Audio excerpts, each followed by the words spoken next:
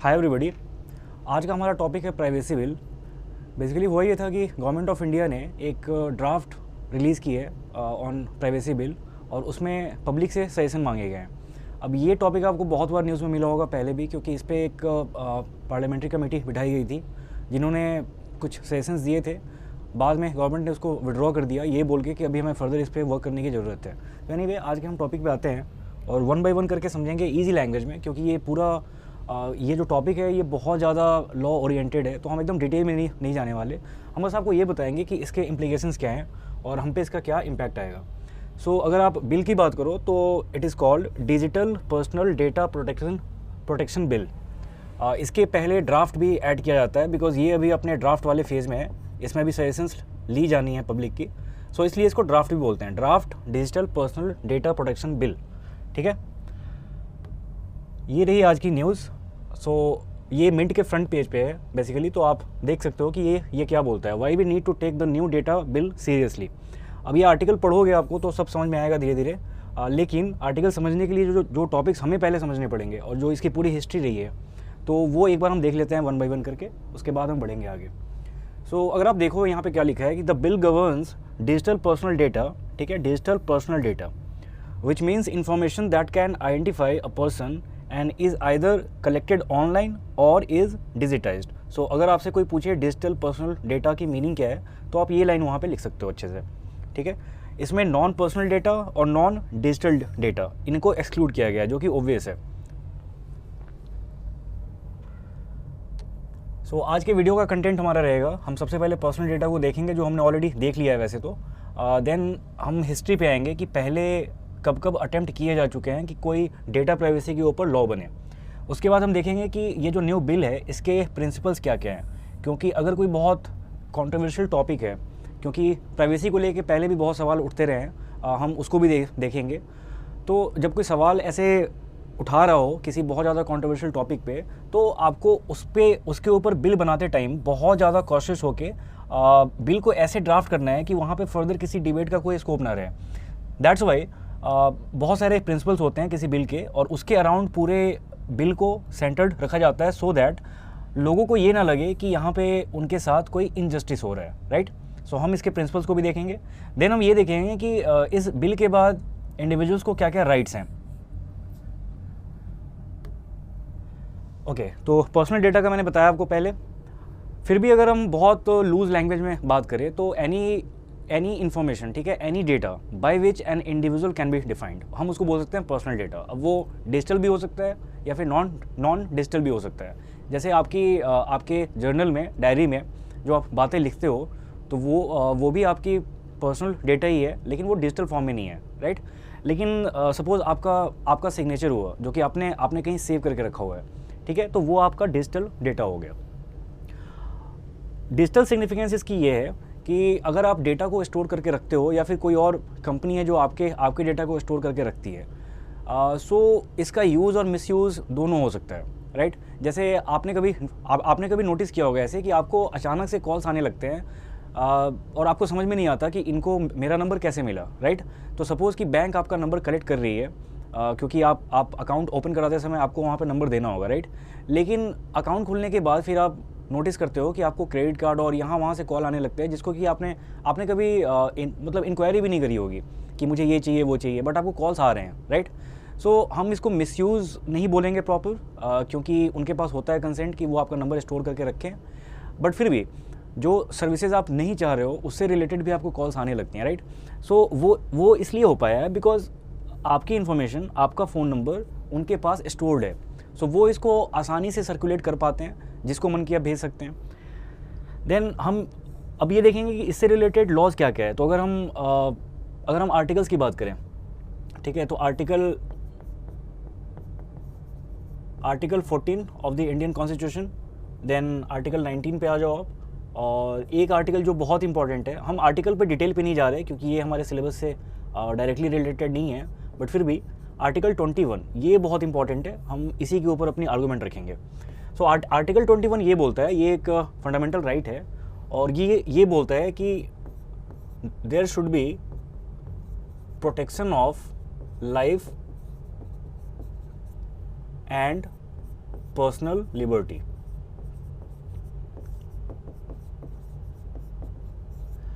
Protection of life and personal liberty.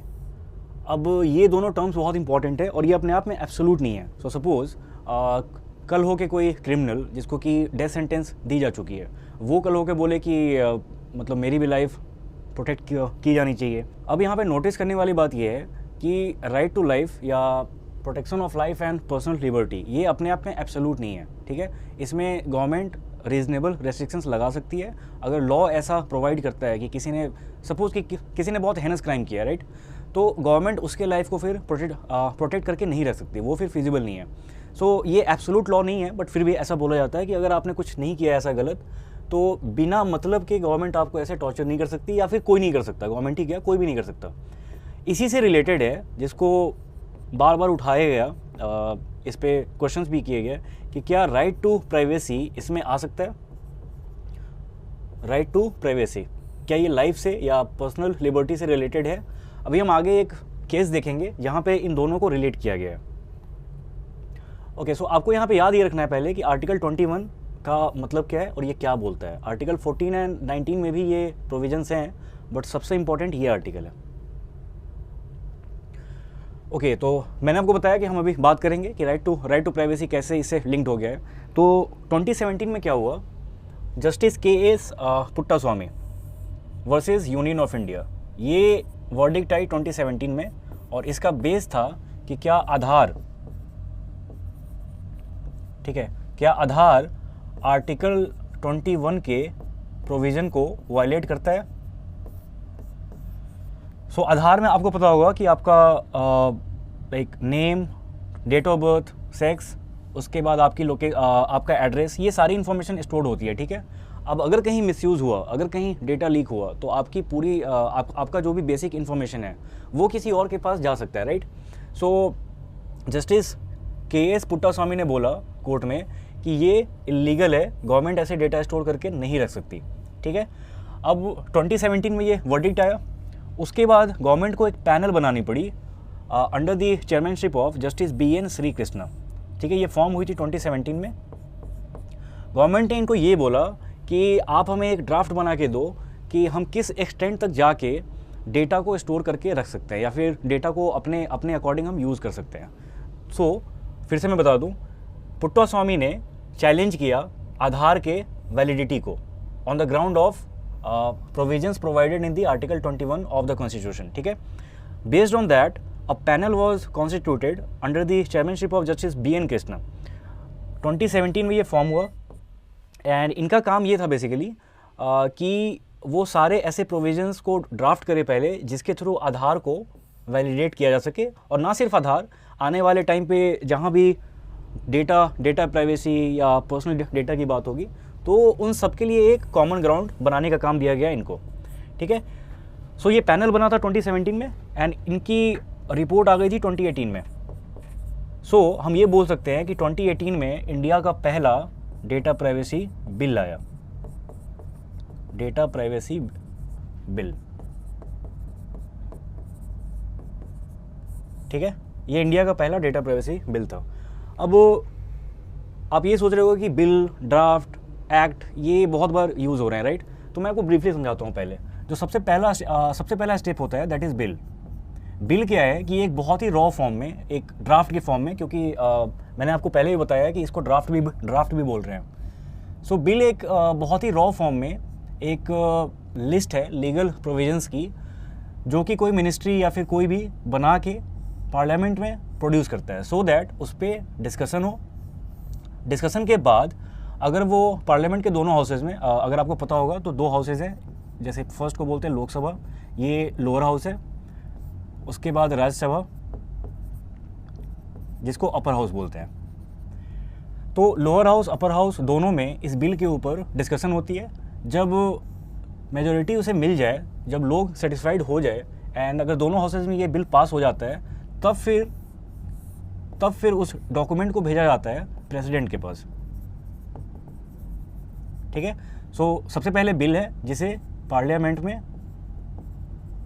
Produce किया जाएगा, parliament में उस पर डिस्कशन होगी, दोनों हाउसेस के लोग अपनी अपनी अपने अपने उस पर सजेशंस रखेंगे। इन केस अगर लोगों को लगा कि बिल में कुछ छूट गया है या कुछ ऐड करना है या फिर कुछ है जो सही नहीं है, इसको हम चेंज कर सकते हैं। सो वो जब डिस्कशन होती है उसके बाद हो सकता है कि गवर्नमेंट वापस इस बिल को लेके जाए और बिल में कुछ चेंजेस करे और फिर लेके आए पार्लियामेंट में।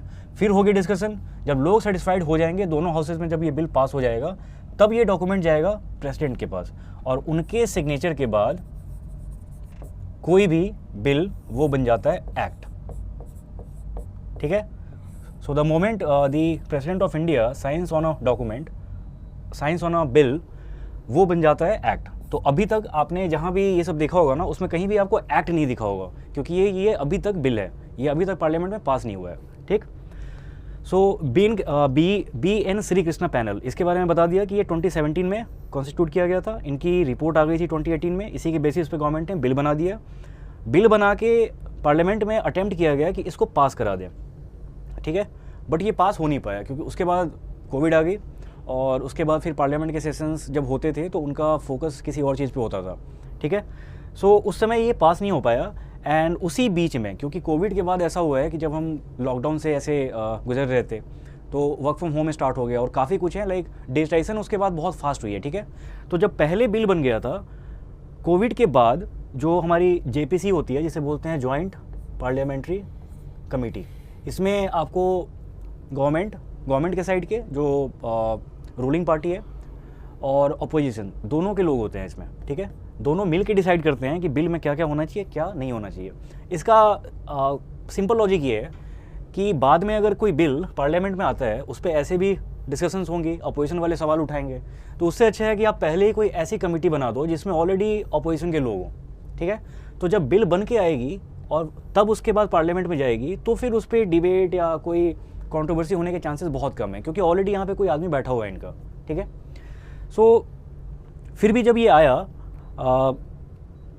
B N Shri Krishna panel के रिकमेंडेशन के बेसिस पे जो ड्राफ्ट बनाई गई थी और 2019 में उसको अटेम्प्ट किया गया कि पास करा दे, वो पास नहीं हुआ। फर्दर कोविड के बाद लोगों को लगा, जो भी इसके मेंबर्स थे उनको लगा कि हमने काफ़ी कुछ ऐसा है जो छोड़ रखा है जो शायद हम उस समय सोच नहीं पाए थे। बट जब कोविड हुआ है तो नए नए डायमेंशंस लोगों को रियलाइज़ हुए कि ये भी हम सोच सकते थे इसके बारे में। तो इसको गवर्नमेंट ने विड्रॉ कर लिया। उन्होंने ये बोला कि अभी इसमें बहुत कुछ है जो हम इसमें डाल सकते थे, तो गवर्नमेंट ने इसको विड्रॉ कर लिया। अब जो लेके आ रहे हैं वो है draft digital personal data protection bill, जो कि आज का टॉपिक है। ठीक है। सो अगर आप ऐसे देखो फंडामेंटल लेवल पे तो कुछ बहुत ज़्यादा अलग नहीं है, बट फिर भी जो सैलिएंट फीचर्स हैं, जैसे कि इसके प्रिंसिपल्स क्या क्या हैं, वो हम आज अभी देख लेंगे। बहुत ही सिंपल है समझना इसको। मैंने ऐसे ऐसे वर्ड्स में लिखा है इसको कि आपके लिए मुश्किल नहीं हो समझना। तो सबसे पहला प्रिंसिपल इसका है कि लॉफुल एंड फेयर यूसेज। ठीक है। अब ये तो अच्छी बात है, करना ही चाहिए हमेशा। तो जो भी डेटा स्टोर हो रहा है वो लाइक लॉ के अकॉर्डिंग, लॉ में जो प्रोविजंस हैं उसी के अकॉर्डिंग उसका यूज़ होगा, इसका मिसयूज़ नहीं होगा। तो ये तो बहुत अच्छी बात है। सबसे पहला प्रिंसिपल यही है। देन है प्री डिफाइंड पर्पस। इसका मतलब ये होता है कि जिस पर्पस के लिए डेटा स्टोर किया जा रहा है उस डेटा का यूज़ इसी काम के लिए होगा। जैसे अगर मान लो कि बैंक आपका डेटा कलेक्ट करती है, ठीक है, तो बैंकिंग रिलेटेड जो भी सर्विसेज है उसी के कॉन्टेक्स्ट में बैंक आपको कॉल कर पाएगी। आपने डेटा मान लो कि बैंक को दिया, फ़ोन नंबर अपना बैंक को दिया और आपको कॉल्स आने स्टार्ट हो गए किसी और सेक्टर से, कुछ भी हो सकता है। जैसे मान लो एडटेक कंपनी है कोई, मान लो प्रैक्टिस मॉक है, तो आपने नंबर दिया अपना किसी बैंक को लेकिन आपको कॉल आने लग रहे हैं प्रैक्टिस मॉक से, तो ये नहीं होना चाहिए। तो इसका सेकंड प्रिंसिपल ये है, प्री डिफाइंड पर्पस। थर्ड है इसमें डेटा मिनिमाइजेशन। अब ये क्या बोलता है कि सपोज मुझे बहुत बेसिक काम है जिसके लिए मैं किसी से डेटा ले रहा हूँ, तो काम थोड़ा सा है उसके लिए मैं बहुत ज़्यादा नहीं ले सकता डेटा, राइट। तो जितना काम है बस उतने के लिए ही, और कोशिश ये रहनी चाहिए कि डेटा मिनिमम जितने की ज़रूरत हो उससे थोड़ा भी ज़्यादा नहीं। इसमें एक फोर्थ भी है जो मैं यहाँ पे लिख नहीं पाया, उसको बोलते हैं डेटा एक्यूरेसी। लोग अगर आप वर्ड्स को रीड करो तो आपको अपने आप समझ में आ जाएगा कि ये सब हैं क्या क्या।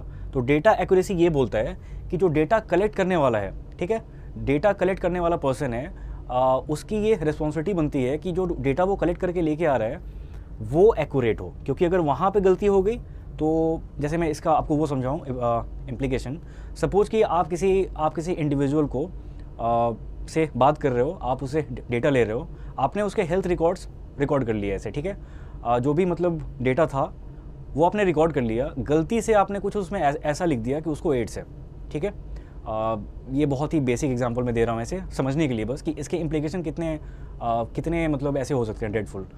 तो सपोज़ कि कोई हेल्दी पर्सन है जिसका आप कॉन्टैक्ट नंबर, नेम, एज, ठीक है, ये सब डेट ऑफ बर्थ, ये सारी इन्फॉर्मेशन ले रहे हो, उसके बाद आप उसके हेल्थ स्टेटस को रिकॉर्ड कर रहे हो।